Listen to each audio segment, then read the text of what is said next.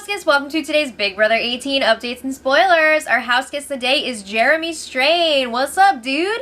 Thanks so much for your support on Patreon. You're awesome. And if you guys want to be house guests today, we've still got spots left, so check out our Patreon link in the info box below. Alright, so let's talk about what's going on in the house. Nicole and Corey were out on the hammock, and Corey's like, I want to make the final two so bad. Did you guys notice that Corey really drags out his words the way Nicole does now?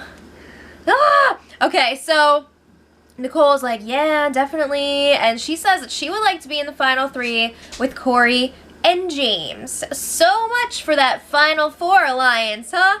I think Victor and Paul would have something to say about that. But anyway, Nicole's saying if she wins the HOH, she's going to have to put up Paul and Victor. We went through some scenarios yesterday, Jose, and Nicole's worried that if she doesn't put the both of them up together, Corey could possibly go home during her HOH, and that would really suck. But wouldn't it be crazy if she did put Paul and Victor up and James won Power Veto and used it on one of them, and then Corey still was the replacement nominee and they got rid of him? I'm really reaching here, but it would be crazy. So then, they're trying to figure out, are we going to take out Paul or Victor first? Like, what's the better move? So it sounds like Nicole wants to keep Victor around. She thinks that it would be better to sit next to him in the final two, because you could very easily argue Victor's already been evicted twice. You know, the object of this game is to not get evicted, and he failed. So she feels pretty good about that, and Corey's like, yeah, bruh, but we gotta get to the final two first, and Victor is way better in competitions than Paul, especially under pressure. Paul is not good under pressure. So he's saying maybe we should keep Paul around. So Nicole's like, oh yeah, Corey, good point. So then Nicole is a little bit worried about how she's being portrayed this season. You know, everybody basically has said something about her on their way out, calling her a liar or a snake. So she's worried about being Nicole this season. So Corey's like, you have done nothing wrong. You are an angel. Yeah, for real. So Nicole's like, but I lied. Corey, I lied. You can lie. It's a game. But anyway, Paul, Victor, and Corey were all in the backyard last night. Paul's giving them social media tips. I'm so sick of it. And he's saying they need to capitalize on their Big Brother stuff after the show's over. You take 2 weeks off for your family and your friends and stuff, and then it's time to get to work. So they discuss setting up meet and greets, going to sporting events, and like going to games, and then having meet and greets at the games, and like all, oh my gosh.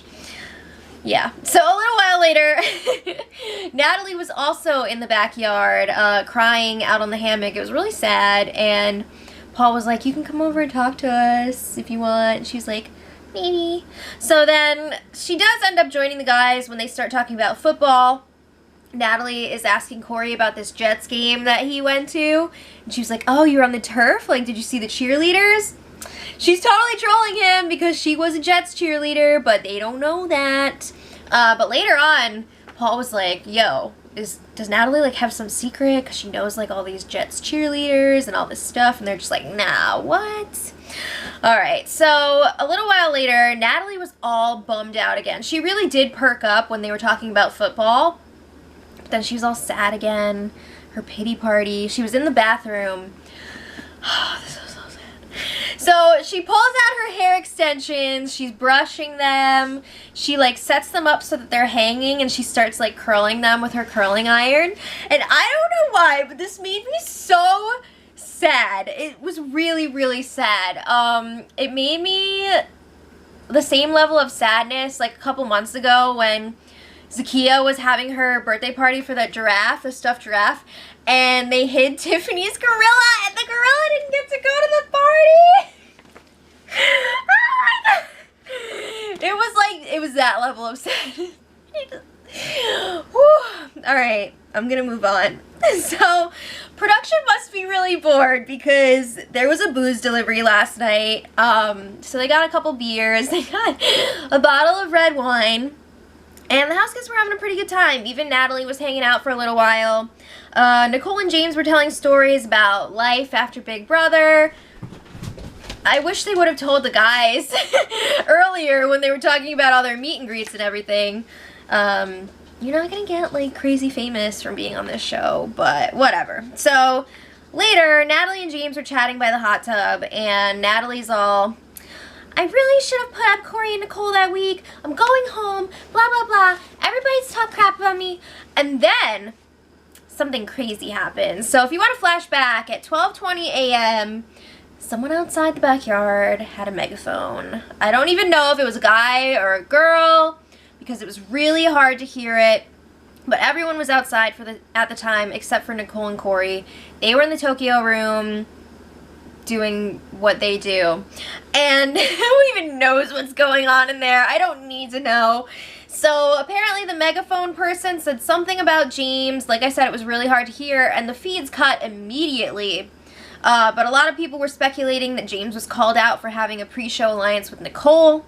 And it kind of sounds like that after hearing what they were talking about when the feeds came back.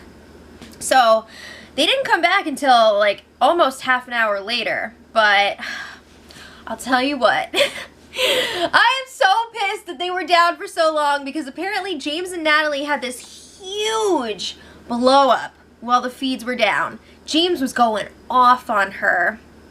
So I'm like really ticked that we did not get to see this. I'm wondering if we're even going to see it on the show, because you know they're not going to mention that somebody was out there with a freaking megaphone. They're just not going to do it. They're not going to give that person publicity. They don't want to encourage more people to do that. But I'm not sure if we're going to get to see this on the show at all. Maybe that they're just going to show it without the context leading up to it. I don't know. But after the fact, James was telling everyone else what happened, and he was telling them that Natalie's been really hot and cold with him lately. They haven't even been sleeping in the same bed. And this whole time, he was telling them all this stuff. Natalie was alone in the London room with the lights off. Again, really sad. But James is saying that it's his fault that he and Natalie are in this situation, and they're all telling James, like, it's not your fault. It was a team effort, you and Natalie both. You made a good game move for yourself. You didn't know that Victor was going to be coming back in the house. Like, how could you have predicted that? You know, especially Victor coming back again. It could have been somebody else coming back. And James is just like, I've had enough at this point. This was the straw that broke the camel's back. He couldn't hold it in anymore. It's been, like, building up for, like, 80 days. So Paul is telling him, no, like, at this point, we're all mentally done. We're in the home stretch here. He wants to kind of give Natalie the benefit of the doubt, but we know how Paul feels about Natalie. So then James is like, yeah, but I've invested so much in her emotionally.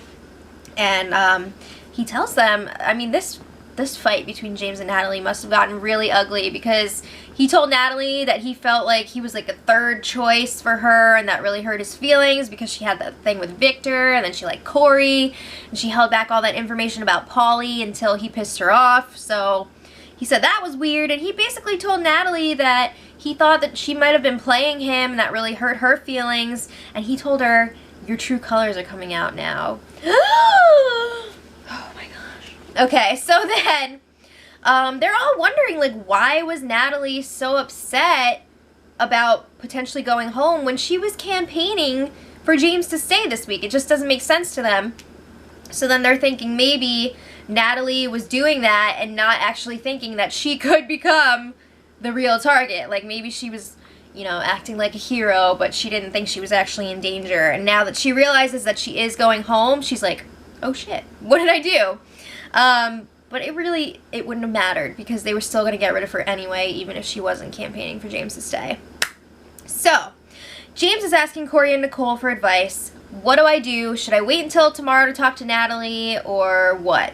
So Corey's telling her, you should go in there and say something, just so that, you know, you're not going to sleep with this, like, feeling, and then it's going to be even worse in the morning. And then you can really, you know, break things down and discuss it tomorrow. So James goes into the London room to talk to Natalie, and he's like, hey, Nat, are you awake? Oh, yeah, she's freaking awake, because you just turned the light on. But I'm sure she was awake anyway. But he keeps asking, like, are you awake? I know you're awake. You know, I just want to talk to you. I just want you to know that I care about you. I don't want you to be upset. I'm sorry for what happened. He says, I get if you hate my guts and you don't want to be my friend, but I just want you to know that I care about you. So eventually she's like, I just want to go to sleep. So she really was upset though. She's telling him, I almost left the game. I have to give Big Brother my decision tomorrow morning. Like they told me to sleep on it. Oh boy. So James is telling her, you shouldn't leave. You shouldn't throw your game away like this. You know, especially if you think you're going to be going home, you may as well just stick it out. So then Natalie's telling him, like, I genuinely care about you. I'm happy that you're staying, but I'm upset for me. It sucks that I'm leaving. So it's like the same thing we've been hearing.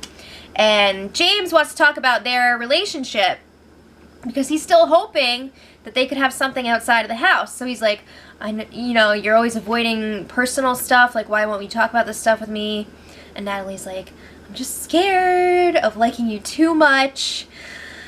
She's going down that road. So then, you know, they're talking through the same crap again about how they don't want to do this on TV and blah, blah, blah, blah, blah, blah, blah.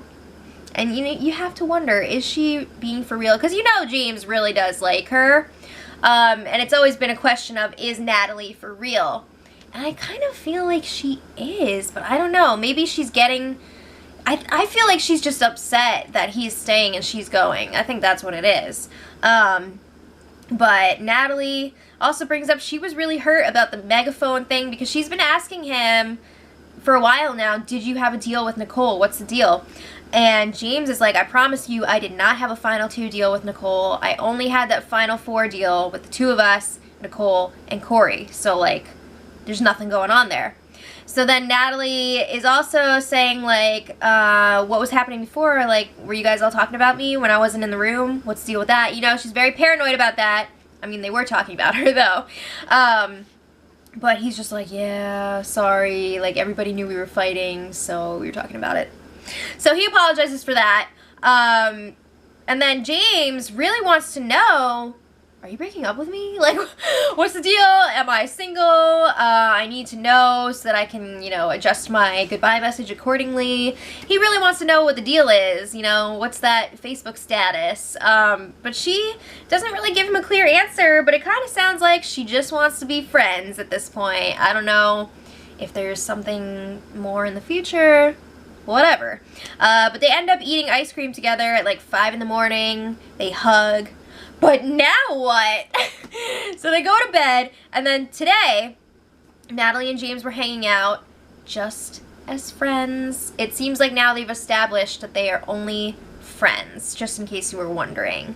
So Natalie, oh, she's on another level today. It's like, it's extra. So she's going on and on about karma and how she's a good person and how all these other people are liars. And then she's like, don't date anyone that's played Big Brother because they lie and cheat. Damn!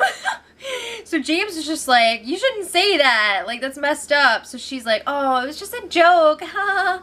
Was it, though? So then they're talking more about last night, kind of rehashing all that stuff. And they didn't mean to hurt each other, yada, yada, yada. And then Natalie's telling James she wants him to win. And then she starts planning out this grand eviction speech. So she wants to put together this masterpiece. She's gonna call out everyone for making fun of her, FTs, and she's gonna tell everybody how Nicole and Corey lied to her. I mean, this speech, the way she's talking about it, it's gonna be like hours long. She's putting together a full presentation. Okay, so in other news, Big Brother took away the dominoes, but they did replace them with playing cards, so yay. Other than that, it's eviction eve. Natalie is going home tomorrow or going to the jury tomorrow unless something crazy happens. And I don't know, that's pretty much it. But I just want to say, get well soon to Trevor Stewart. He is a loyal viewer of ours. He's a friend of ours. And we want him to get better as soon as possible. So everybody send him good vibes. We're thinking about you. And until tomorrow, much love.